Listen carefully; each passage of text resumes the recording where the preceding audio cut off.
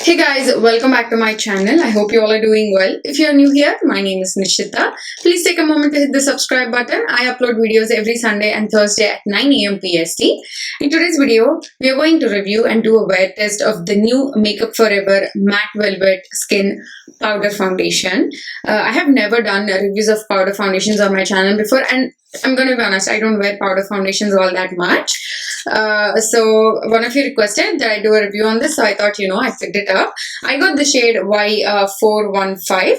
I usually wear the shade Y4 to 5 in their liquid foundations, but the salesperson at the Makeup Forever store recommended that I go a shade lighter, so that's why I picked up the shade Y415. Let me show you guys like the packaging and everything. So this is how. Oh, it's upside down. So this is how the packaging is. It's very sleek, so it's really nice to travel with. You could just throw in your purse and be out the door. And this is how the packaging itself. So you get a nice mirror which you can totally do your makeup with. And then this is the foundation.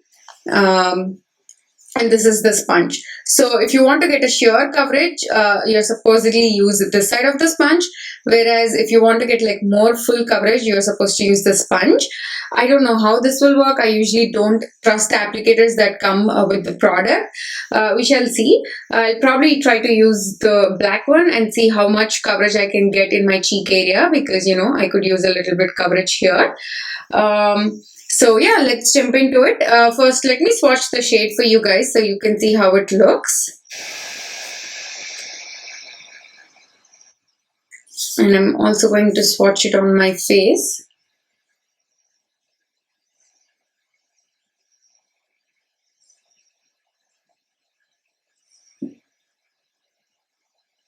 You actually can't even see it. Let me blend it out. As you could probably tell that I'm already wearing some concealer underneath my eyes, because I knew I would be going in with the powder foundation. So that's why, if you're wondering why I look weird, because we don't have the rest of my makeup on and just the concealer on. So let's start applying this. I also have my beauty blender here just in case, but I don't know if you're supposed to dip something dampened into your powder products. It might mess up the whole foundation. But we're going to do it anyways, because I want to see if I can add a little bit more hydration by using a sponge. And then I also have a brush in hand just in case if I want to use that. But first I'm going to start using the sponge side of the applicator that came in with the product.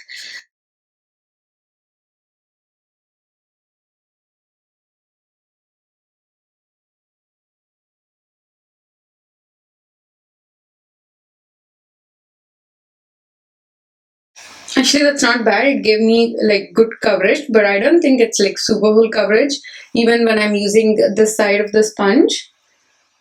I don't think I like the applicator so much. You know what? Forget it. I'm going to use a brush and see if I can build it up that way.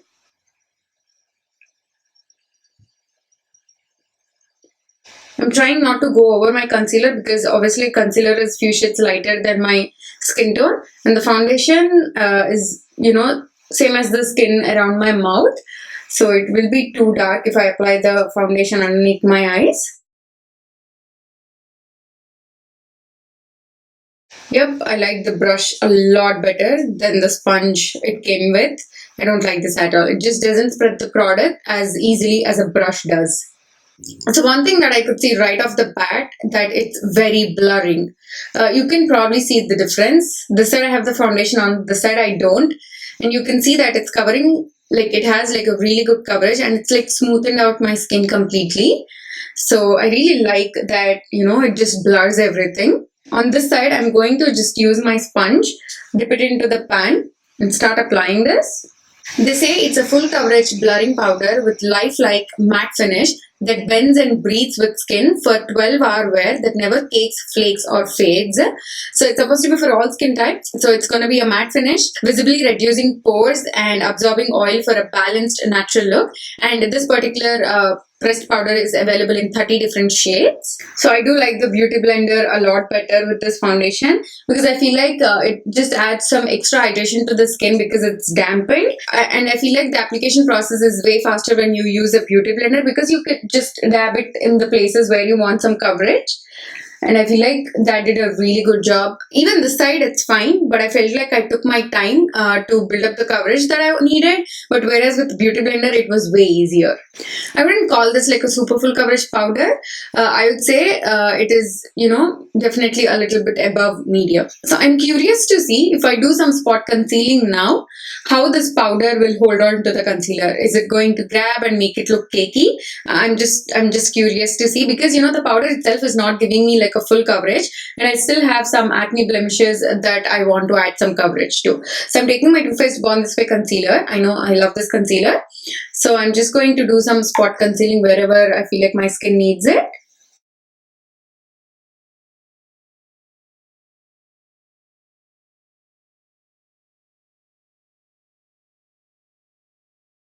Okay, I'm like really surprised by this.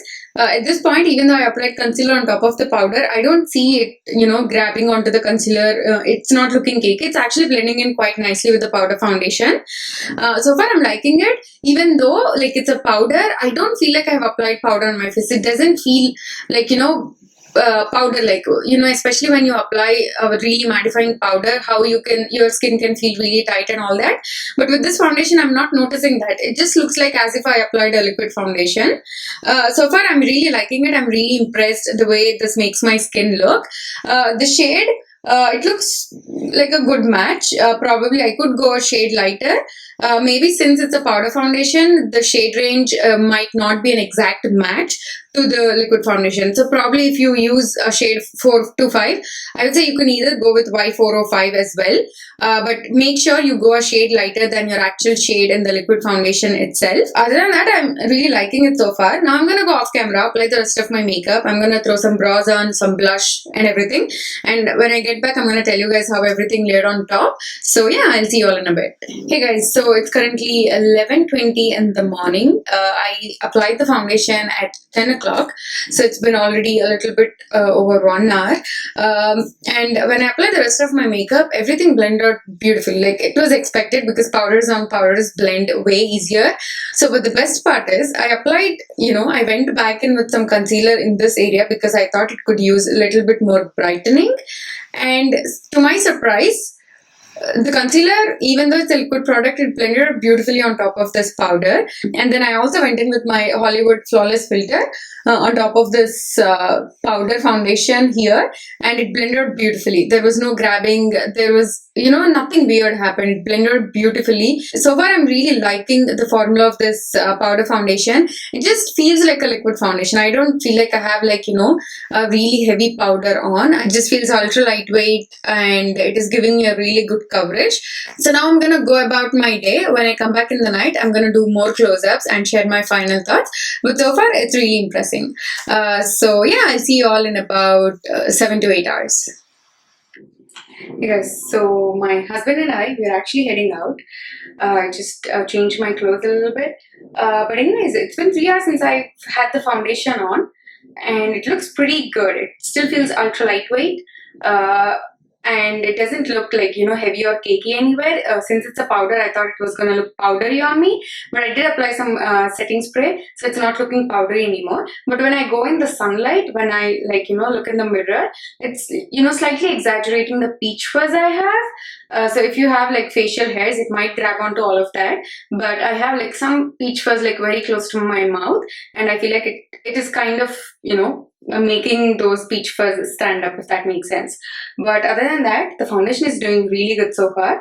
So I'm gonna go about my day. We're actually going out, so probably we'll sit in the Starbucks and I'll be doing editing and he'll be doing something else. But when I get back, I'm gonna do more close-ups. Hey guys, this is my last check-in for the day. Right now it's 6 o'clock. It's been a little over 8 hours since I've had this foundation on.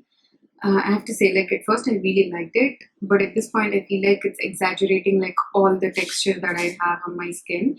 Usually even liquid foundations emphasize the texture if you have a lot of it, but I feel like with this powder foundation, it's being emphasized like a lot more than with the liquid foundation.